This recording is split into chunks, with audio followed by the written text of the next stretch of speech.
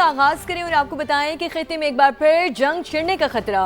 امریکہ نے ایران کے خلاف مختصر اور طاقتور حملوں کا منصوبہ تیار کر لیا۔ امریکی ویب سائٹ ایکزیوس کے مطابق فوجی قیادت آج صدر ٹرمپ کو بریفنگ دے گی۔ منصوبے کے تحت ممکنہ طور پر بنیادی انفراسٹرکچر کو نشانہ بنایا جا سکتا ہے، جس کا مقصد ایران پر مذاکرات میں لچک دکھانے کے لیے دباؤ ڈالنا ہے۔ امریکی میڈیا کے مطابق زیر غور دیگر آپشنز میں آبنۂ ہرمز کے بعض حصوں پر کنٹرول حاصل کرنا اور ایران کے انتہائی افزودہ یورینیم کے ذخیرے کو قبضے میں لینے کے لیے خصوصی زمینی فوجی دستے بھیجنا شامل ہے۔ امریکی صدر ڈونلڈ ٹرمپ نے سوشل میڈیا پر نقشہ شیئر کرتے ہوئے آبنائے ہرمز کو آبنائے ٹرمپ کا نام دے دیا۔ ناکہ بندی کا فیصلہ تہران پر دباؤ کے لیے مؤثر اقدام قرار۔ ایرانی وزیر خارجہ عباس اراغچی کا ٹرمپ کے سوشل میڈیا پیغام پر رد عمل، کہا آبنائے ہرمز کو کسی اور کے نام سے پکارنا ایک سنگین غلطی ہے۔ خلیج فارس کا مستقبل امریکہ کے بغیر روشن ہوگا۔ ہزاروں میل دور بیٹھ کر فساد برپا کرنے والے غیر ملکیوں کی جگہ خلیج فارس کے پانیوں کی تہ کے سوا کچھ نہیں۔ ایرانی سپریم لیڈر کا نیا بیان، کہا جوہری اور میزائل پروگرام کی قومی اثاثوں کی طرح حفاظت کریں گے۔ انہیں ختم کرنے کی امریکی خواہش کبھی پوری نہیں ہوگی۔ ترجمان رہبر اعلیٰ نے امریکہ کی جانب سے اگلے 2-3 دن میں دوبارہ جنگ شروع کرنے کا خدشہ ظاہر کر دیا۔ خلیج فارس کا روشن مستقبل امریکہ سے پاک ہوگا۔ ہزاروں میل دور بیٹھ کر لالچ کی بنیاد پر فساد پھیلایا جا رہا ہے۔ فسادی غیر ملکیوں کی جگہ خلیج فارس کی تہ میں ہے۔ ایرانی سپریم لیڈر کا امریکہ کو دو ٹوک پیغام، امریکہ کو خطے میں عدم استحکام کی بڑی وجہ قرار دے دیا۔ خامنئی نے جوہری اور میزائل پروگرام کو قومی اثاثہ قرار دیا، کہا ایران کا ایٹمی اور میزائل پروگرام ختم کرنے کی امریکی خواہش کبھی پوری نہیں ہوگی۔ ایرانی سپریم لیڈر نے کہا امریکہ نیا محاذ کھول رہا ہے، دشمن کی ہر سازش ناکام ہوگی۔ خطے میں موجود امریکی اڈے خود اپنی حفاظت کرنے کے قابل نہیں۔ مشیر ایرانی رہبر اعلیٰ محسن رضائی کو امریکہ کی جانب سے اگلے 2-3 روز میں دوبارہ جنگ شروع کرنے کا خدشہ، کہا ایران ہر قسم کے حالات سے نمٹنے کے لیے تیار ہے۔ امریکہ کی بحری ناکہ بندی ناکامی سے دوچار ہوگی۔ بین الاقوامی پانیوں میں کوئی کسی پر دباؤ نہیں ڈال سکتا۔ ایرانی صدر مسعود پزشکیان کا بیان، کہا ایران پر پابندیاں یا بحری ناکہ بندی بین الاقوامی قوانین کی خلاف ورزی ہیں۔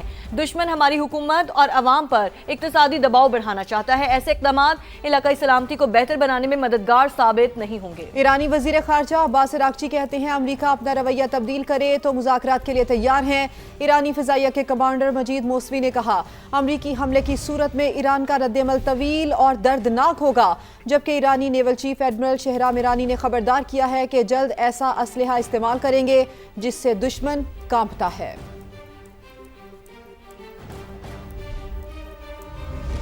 امریکہ اور ایران کے ساتھ سفارتی رابطے مسلسل برقرار ہیں۔ امن و سلامتی کے لیے مخلصانہ کوششیں جاری رکھیں گے، پاکستان کا اعلان۔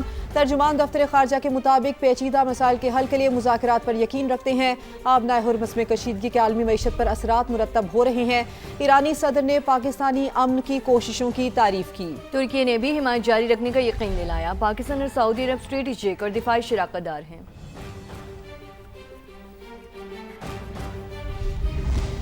امریکی طیارہ بردار جہاز جیرلڈ فورڈ جلد مشرق وسطی سے نکل جائے گا۔ امریکی اخبار واشنگٹن پوسٹ کا انکشاف، رپورٹ کے مطابق بحری بیڑا مرمت کے لیے لے جایا جا رہا ہے۔ یہ بحری بیڑا 10 ماہ سے مشرق وسطی میں تعینات تھا۔ بحری بیڑے کے جانے کے بعد ایران کے خلاف جنگ کے لیے امریکہ کی فائر پاور کم ہو گئی۔ اس سے پہلے ایران نے دعویٰ کیا تھا کہ اس نے امریکی بحری بیڑے USS ابراہم لنکن پر حملہ کیا ہے۔ امریکہ نے اس کی تردید کی تھی، تاہم ابراہم لنکن عالمی ریڈار سے غائب ہے۔ اب یہ بتائیں کہ لبنان میں اسرائیل کی دہشت گردی جاری ہے۔ جنوبی لبنان میں صہیونی فوج کے فضائی حملوں میں 14 شہری شہید ہو گئے۔ حزب اللہ کی مزاحمت بھی جاری ہے۔ اسرائیلی فوجیوں پر حملے میں ایک صہیونی فوجی ہلاک ہو گیا۔ حملے میں ایک اسرائیلی فوجی زخمی بھی ہوا ہے۔ عالمی منڈی میں خام تیل کی قیمت میں اتار چڑھاؤ جاری۔ برطانوی برینٹ کروڈ آئل کی قیمت 4 سال کی بلند ترین سطح پر پہنچنے کے بعد نیچے آ گئی۔ برطانوی کروڈ آئل $114 فی بیرل پر آ گیا۔ امریکی کروڈ بھی $104 فی بیرل پر ٹریڈ ہو رہا ہے۔ ایرانی اسپیکر باقر کالیباف کی امریکہ پر تنقید، کہا امریکی ناکہ بندی کی پالیسی ناکام ہو چکی، خبردار کیا کہ تیل کی قیمت $140 تک جا سکتی ہے۔ امریکی ناکہ بندی کا مقصد ایران میں داخلی تقسیم پیدا کرنا ہے۔ ٹرمپ شدت پسند اور اعتدال پسند گروہوں میں تقسیم کر کے دباؤ ڈالنا چاہتے ہیں۔ دشمن معاشی دباؤ بڑھانا چاہتا ہے۔ قومی اتحاد ہی دشمن کے عزائم کے خلاف واحد حل ہے۔ اور یہاں اچھی خبر، بے گھر پاکستانیوں کے لیے وزیر اعظم کا انقلابی اقدام، اپنا گھر پروگرام کا اجرا کر دیا۔ وزیر اعظم شہباز شریف نے چھت کی فراہمی مقدس فریضہ قرار دیا۔ کہا قرض کی رقم سے 10 مرلے تک کا گھر خریدا جا سکے گا۔ یہ گھر 5 مرلے کا بھی ہو سکتا ہے اور 7 مرلے کا بھی۔ 24 کروڑ پاکستانیوں میں سے بڑی تعداد اپنی چھت سے محروم ہے۔ یہ پروگرام کسی خاص علاقے کے لیے نہیں بلکہ پورے ملک کے لیے ہے۔ اگلے 4 سال میں 5 لاکھ گھروں کا ہدف مقرر کیا۔ تعمیراتی شعبے سے معیشت کا پہیہ چلتا ہے۔ پروگرام کے لیے لیڈنگ رول ادا کرنے والے بینکس کو ایوارڈز دیے جائیں گے۔ وزیر اعظم اپنا گھر پروگرام کی افتتاحی تقریب میں شہباز شریف نے کامیاب امیدواروں میں چیکس بھی تقسیم کیے۔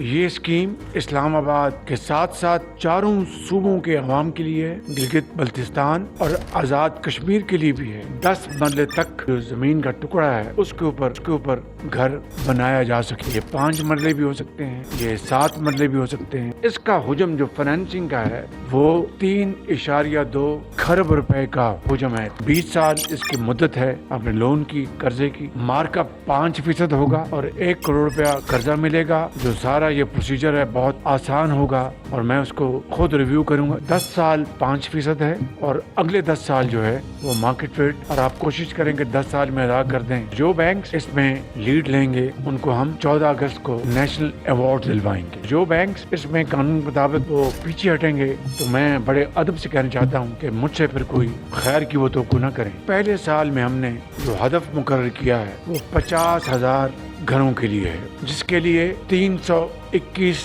ارب روپے کی فائنینسنگ مختص کی گئی ہے۔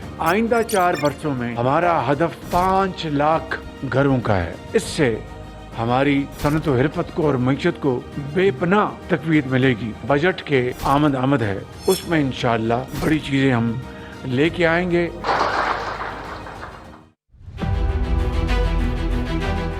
وزیراعظم کا انقلابی پروگرام، اپنے گھر کا خواب شرمندہ تعبیر۔ وزیراعظم شہباز شریف نے وزیراعظم اپنا گھر پروگرام کا اجرا کر دیا۔ گھر کی خریداری کے لیے 20 سال کے لیے 1 کروڑ روپے تک قرض دیا جائے گا۔ قرض لینے کے لیے درخواست آن لائن دینا ہوگی جس کی منظوری جلد دی جائے گی۔ قرض کی رقم سے 10 مرلے تک کا گھر خریدا جا سکے گا۔ پہلے سال 50,000 گھروں کا ہدف مقرر کیا گیا۔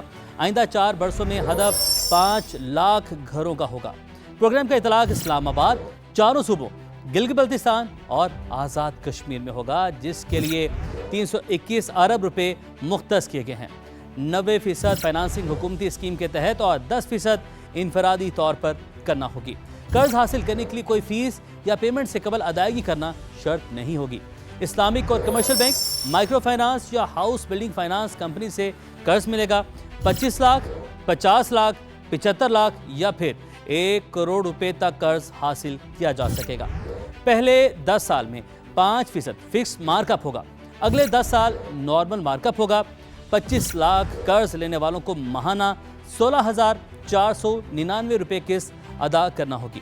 50 لاکھ روپے قرض لینے والے افراد 32,997 روپے ماہانہ قسط ادا کریں گے۔ 75 لاکھ قرض لینے والوں کی ماہانہ قسط 49,497 روپے بنے گی اور 1 کروڑ کے قرض پر 65,996 روپے ماہانہ قسط ادا کرنا ہوگی۔ قرض لینے کے لیے شناختی کارڈ ہولڈرز کا پہلے سے مقروض نہ ہونا لازم قرار دیا گیا ہے۔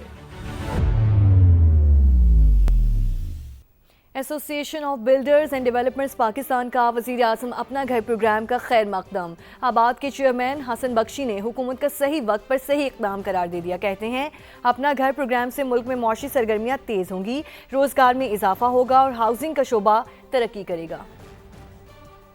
وزیر اعظم پاکستان نے اناؤنسمنٹ کیا ہے ان لوگوں کے لیے خصوصاً جن کے پاس آج تک پاکستان میں اپنا گھر نہیں ہے، جن کو آسان سبسڈائز ریٹ پہ قرض فراہم کیا جائے گا۔ یہ بہت مثبت اقدام ہے گورنمنٹ آف پاکستان کا۔ اس سے نہ تو صرف اکنامک ایکٹیویٹی بڑھے گی، امپلائمنٹ بڑھے گی، بلکہ ہمارے نوجوانوں کی ویلتھ کریشن ہوگی اور ہاؤسنگ سٹاک بھی بڑھے گا۔ دنیا میں جو ترقی یافتہ ملک ہیں وہاں پر بھی 5% پہ لون دیا جاتا ہے مکان لینے کے لیے۔ یہ ایک احسن اقدام ہے اور ہم گورنمنٹ آف پاکستان کا ایسوسی ایشن of builders and developers of Pakistan شکریہ ادا کرتی ہے